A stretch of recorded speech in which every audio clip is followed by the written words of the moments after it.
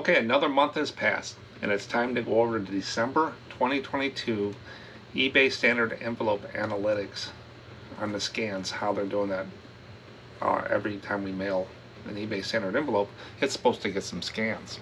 And I've been tracking this since June, I think it is, April or June, and we'll see here in a minute. eBay in December, I was thinking that eBay and the post office was going to have a harder time like they did last year and the year before. But it kind of surprised me. eBay was 90% in 3 areas for the 4 scans. Only had one under 90% one area. 4 no scans. We haven't seen the no scans in a while, where, like we saw in the beginning of eBay standard envelope, where a lot of things weren't getting scanned at all. Well, I had 4 no scans. And remember, out of all my sales in December, I took random throughout my sales 100 mailings. Now I am doing this at the last day of the month or the first day of the year, so I didn't get the last part of the month, but I did get during Christmas time and stuff, and that's where the no scans came in. Was during the week before and week around that time is where the 4 no scans came in. So I did have 3 refunds in December. A guy bought 3 dinosaur cards, and it was in New York, which usually when I send something to the East Coast like New York or Philadelphia, I usually do have some problems on the time. And it showed delivered. The scans were all the scans were there, and it showed delivered, but he never received it. And he put that in a message to me, and he opened the case. So I went ahead, we hit the 4-day mark or whatever, and I refunded him. But basically how eBay standard works, I always do this little clip in these videos to show people just how, at a layman's term, how it kind of works, so people have an understanding. And I did this little clip when I was selling on Etsy, and Etsy used like a tracking, the same thing as eBay standard envelope, so it's just not something that eBay came up with. It's done by a lot of places. So you'll see Etsy in there, and that's just from that time. There's no reason for me to go and just take that out, but it gives you a good walkthrough, layman terms, quick look at how it works. It's probably more to it, but let's go ahead and get into that real quick, and I'll come back and let's go over the details of the December analysis. Here we go. Here is a slide I'm going to bring up on the big screen.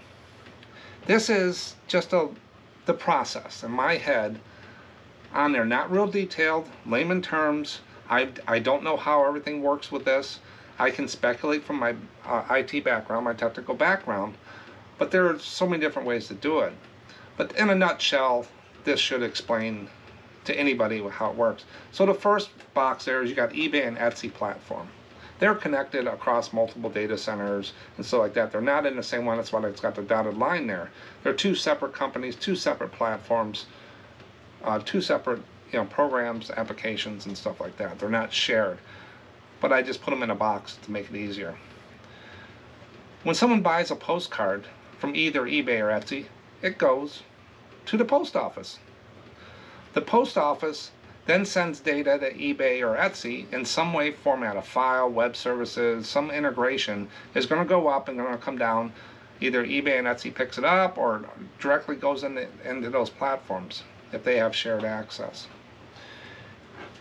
So that's your scans. When it hits the post office, it goes back and forth into the tracking on eBay and Etsy. If everything is successful with the delivery, then you got a happy customer like at the end here. Even though the scans are not happening, most of the time the customer gets the card and they're happy. So that's how it works. Very simple. Goes to the post office, gets scanned, data sent to eBay. eBay puts it out so that we can see it. A lot of times we don't see it in eBay, and we can't see it in the post office, so where's the issue and stuff? Not as bad as it was in the beginning. I think they matured it. I think it's better, but they should still be at 100%. These things are machines. Machines talk to machines. There's some data breakdown somewhere, and they need to get the bottlenecks fixed, but it wasn't as bottlenecked as I thought it would be in December. So let's go over and get a little bit more details on what I have for my 100 mailings that I tracked. I pulled out randomly for December. So I tracked 100 random mailings, and here's the chart. I'll put it on the bigger screen so we can see it. Now this is broken the same way I've always done it. The first column is the state where it was mailed to. I like to track where I'm having issues. The second one is the label. I have full control of that. 100 mailings, 100 labels were created. I created the label, so that's the control. That's 100% all the time. If not, I need to fire myself. The next one is origin scan. The first scan, when you put it in the mailbox, if you bring a eBay standard envelope to the counter at the post office and ask them to scan it like you do a package, they cannot do it. It's only done on the sorting machines. If you ask for a carrier pickup and the carrier sits out there and tries to scan it with his little scanning wand or his barcode scanner, it's not going to work. It's done at the sorting center. So the origin, once I put it in the mailbox and it gets picked up that evening or the next morning, it should get an origin scan. And 10 of them did not. It was 90%. The next column is destination scan. There's always a destination scan. Once it leaves the origin site onto its next place, they usually get a destination scan. Out of my 100 mailings, 13 did not. 87%. That's the lowest one of December. 87% of my mailings did not get a destination scan. And what that does, it allows the buyer to see that his item's moving.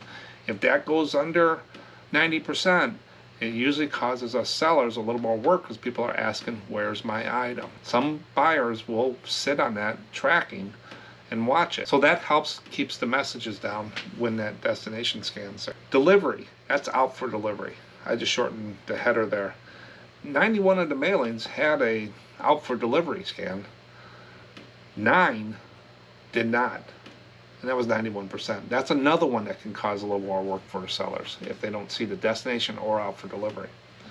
And then the all-important delivered scan. 10 of them did not get that delivered scan. That's the last point of the sorting center. The last sorting center it goes to before it goes to the post office to be delivered to the customer, it will be scanned as delivered. So your customers will get see in tracking that it was delivered, and you will get messages saying, hey, I didn't get the postcard.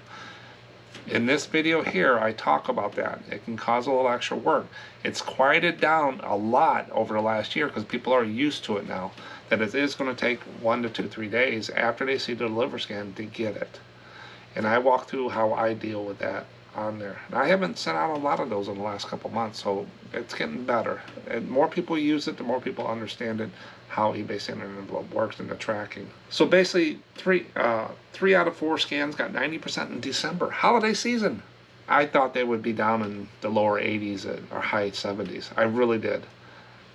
So this is a lot better than I thought it would be. Still not where I think they should be, but I'm happy to see it. Now here's the graph for the whole year I've been tracking, and the dotted line is 90%. That's where I think it causes us more work, is when anything falls below that dotted line. When it doesn't get any tracking, we get messages from the buyer. And there's not much we can do except tell them that we see the same thing, hopefully it makes it. But in that video, again, will help with some of that. So it did dip down at one time in October. That's when eBay had some problems with their website. I think they were getting the data, but it just wasn't showing on the metrics. So mostly since June of this year, they've been pretty well over 90%. So that's lessened the work for us. I would say that's a good job done, but they still got room for improvement. And I would love to see them get up in next year 95 to 100%. 100% is always the mark. There's no reason not to hit that. But if they're shooting for 90%, then they're going to hit 80%. Shoot for 100% eBay in the post office. I also track how many days it takes average for my mailings to go to the delivery spot location. Post office was about 4 days until we hit September, and then it jumped up in October to 6 days, and now it's back down to 5. So in November and December, the busiest time for the post office, they were still delivering average out of those 100 mailings 5 days. Now there was some with some longer days. There was a Montana for 7 average, and Washington, state of Washington, 7.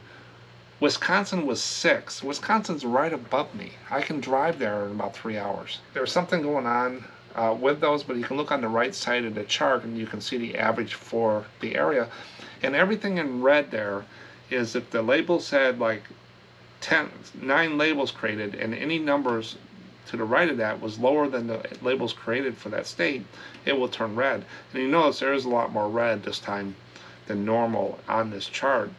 And a lot of them is New York, Ohio, Florida, and Georgia. Some of the states, California had 9 labels created, and they got full 9s all the way across on scans. So they had 100%. Same with Illinois. 6 labels created, 6 scans for each one of the 4 scans. Make sure you check out this video that I talked about with eBay Standard Envelope Insurance. It's how you can get your money back. With eBay Standard Envelope, if you mail a postcard in an envelope and you use the eBay Standard Envelope label and the buyer says they did not receive it, you can, if it meets the criteria of not being over $20 and a total order over 50, and I think 3 items. I've never gotten to a point where I had to do a refund for more than 3 items yet. So if anybody's done that, and see if they went through, but I think it's 3 items.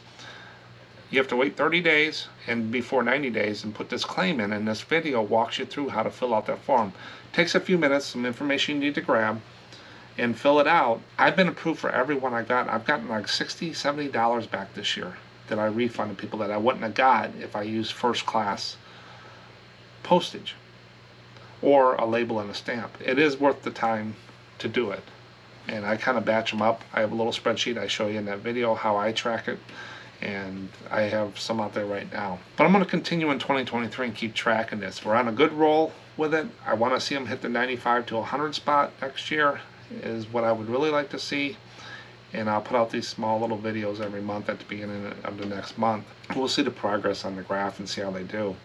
But thanks for watching. Don't forget to subscribe so you know when I put these out and the updates. And then I have weekly videos that come out as well. You have a good day, and I'll catch you on the next one. Thanks.